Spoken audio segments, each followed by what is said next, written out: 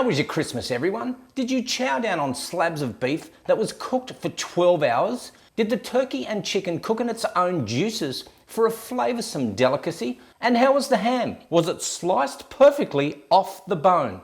And if you live here in Australia, did you spend hours in a queue at the fish market for your 10 kilos of prawns so you could throw a shrimp on the barbie? I'll slip an extra shrimp on the barbie for you. America's discovered the wonders down under. Or for the vegans out there, was this festive season just a bit too much and you decided just to hit your local burger joint for a meatless burger? I mean, seriously, why would you go to a burger joint for your plant-based meal? That's like going to an ice cream shop for a coffee or a brothel for a Dickens cider. See what I did there? This week is all about those crazy vegans, thanks to the post-millennial. Now, before you go and throw a herd of kale at me, since my good buddy Spook and I went to India back in April... We're in India. Top spot, Goa, top spot. I have cut down my meat consumption to almost zero. So now, ANYHOOOO! Oh, that feels good!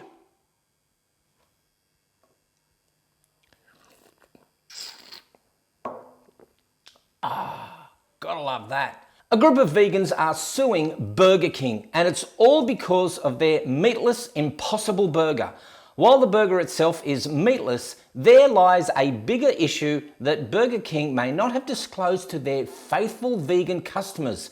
The Impossible Burger are cooked on the same grill as their meaty counterparts, meaning residue could contaminate their vegan patties. Call the media and stage a protest. Philip Williams of Atlanta filed a class action lawsuit claiming that Burger King did not disclose that the vegan alternative could potentially be at risk of having meat residue and thus would not have paid a premium price for the specialty sandwich. The lawsuit claims that Burger King doesn't specifically disclose that its vegan burgers could be cross-contaminated with animal byproducts, something that has left vegan groups furious. Williams also points to several complaints made on social media that also points to the same issue.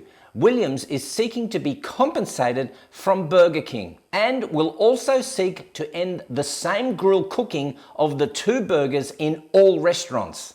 Burger King's website points out that the Impossible Burger is 100% Whopper and 0% beef. Are we still talking about burger joints?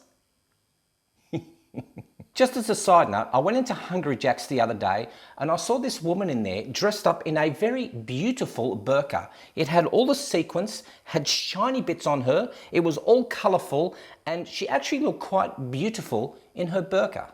So it is true what they say. The burqas are better at Hungry Jack's. In another story, oh, Rudy, you are going to love this one.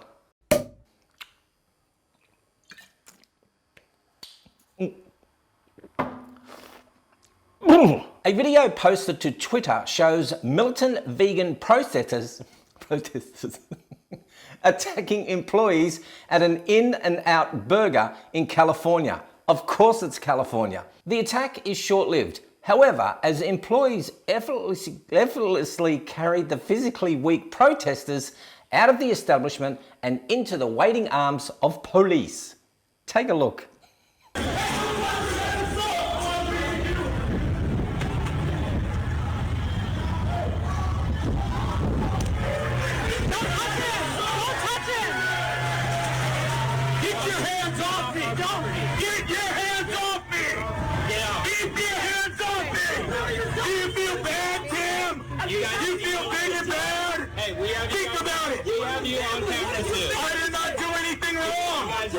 This is America! We can use our voice! Get your hands off of her! I have not. Keep your hands off of her! You're assaulting us! You let her out! Let my friend out! My phone is in here! My property is in here! My property is in here! Get it! Hey! Right here. Let's go. She was assaulted! She was assaulted! Of her right! What are you doing? She was the one who was assaulted. She was the one who was assaulted. She was the one who was assaulted. She was the one who was assaulted. What are you doing? She's not resisting. You are harming her. She's in pain. What the fuck are you doing? She was the one who was assaulted. That is cruel and unusual punishment. You have no right. You have no legal right. But the best story of the vegan week hails out of Sydney, Australia. Footage of a man has been posted to TikTok.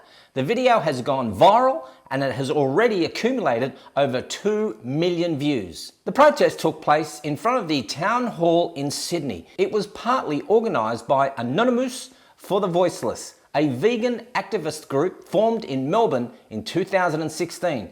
The group organises events throughout the world. The protest was full of activists wearing V for Vendetta and holding signs that said truth. Some commenters were all for the man's actions, saying, "Not all heroes wear capes. Some eat KFC."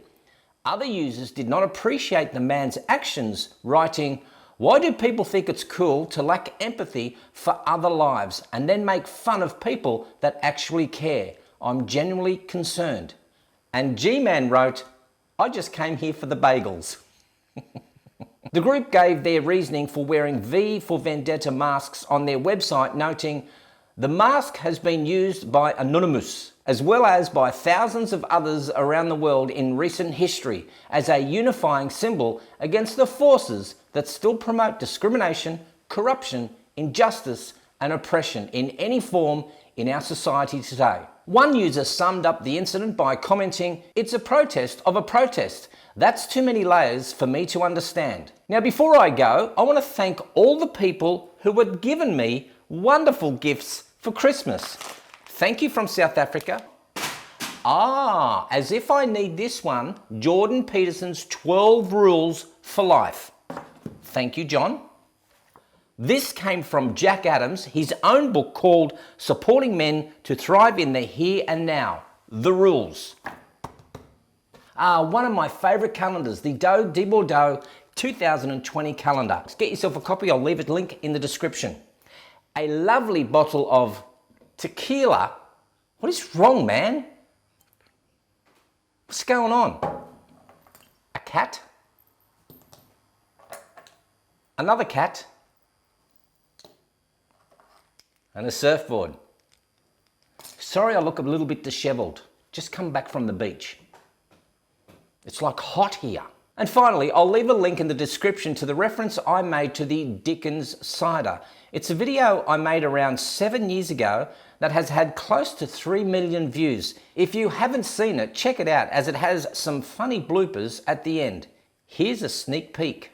I knew the ciders have been around for a while, but I just couldn't wait for my girlfriend to try a Dickens cider. When she arrived home from work, I told her to close her eyes, and before she knew it, I surprised her with a Dickens cider. And of course, thank you to all of you good and not so good people for all of your support over the year. There will be no changes for 2020, just the same ridiculousness. As usual, leave a comment, a thumbs up or a thumbs down, but I am concerned. Where are all my trolls? I miss you. I like featuring you in my channel. Happy New Year, everyone, and have a great 2020. I'm Gerald Pauschmann for The Point TV. Cheers, Rudy.